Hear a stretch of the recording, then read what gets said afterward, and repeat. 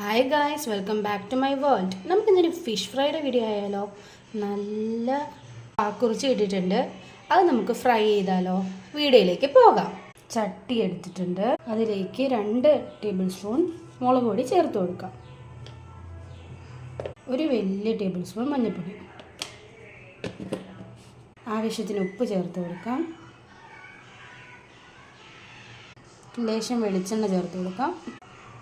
ലേശം വിനാഗിരി ചേർത്ത് കൊടുക്കാം. 1 ടേബിൾ സ്പൂൺ വിനാഗിരി നമ്മൾ ചേർത്ത് കൊടുത്തിട്ടുണ്ട്. ഇനിയും കൈ കൊണ്ട്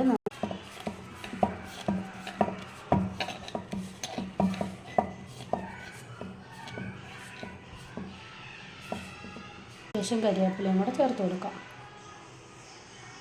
ഈ ഒരു പരുവത്തിൽ നമ്മൾ ആക്കി വെച്ചിട്ടുണ്ട്.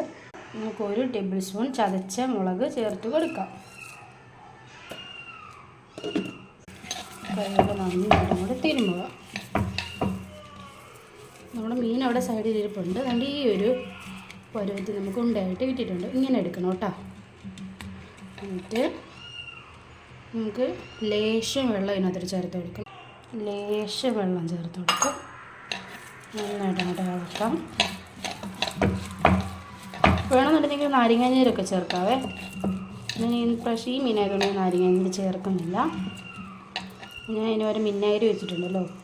വിനാഗിരിക്ക് പകരമായിട്ട് നാരങ്ങാനീര് ചേർക്കാം കേട്ടോ, നിങ്ങളുടെ ഇഷ്ടാനുസരണം. പിന്നെ നമുക്ക് മീനെടുക്കാം, തേച്ച് കൊടുക്കാം. ഇങ്ങനെ ഉള്ളിലോട്ടൊക്കെ കയറ്റി നന്നായിട്ട് അങ്ങോട്ട് ഇതാക്കി എടുക്കണം. ഈ ഒരു പരുവത്തിൽ മൊത്തം തേച്ചെടുത്ത് വെച്ചിട്ടുണ്ട്. ഇനി നമുക്ക് ഇത് കുറച്ച് നേരം ഒരു 5 മിനിറ്റ് നമുക്ക് റെസ്റ്റ് ചെയ്യാൻ വെക്കാം. അതിനുശേഷം വറുത്ത് എടുക്കുമ്പോൾ കാണാം. ഓക്കെ,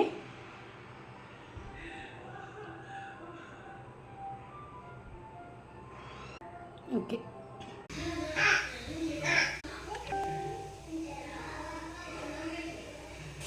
ഇതിലേക്ക് വെളിച്ചെണ്ണ ഒഴിച്ച് കൊടുക്കാം. ചീനിച്ചട്ടി നന്നായിട്ട് ചൂടായി കഴിഞ്ഞപ്പോൾ നമ്മൾ വെളിച്ചെണ്ണ ഒഴിച്ച് കൊടുത്തത്. നല്ല വെളിച്ചെണ്ണയ്ക്കകത്ത് ഫ്രൈ ചെയ്തെടുക്കുമ്പോൾ നല്ല ടേസ്റ്റാണ്. വെളിച്ചെണ്ണ തിളച്ചിട്ടുണ്ട്. ഇത് നമ്മൾ മസാല ഇട്ട് കഴിഞ്ഞാൽ മീനിട്ട് കൊടുക്കാം. ഓക്കെ,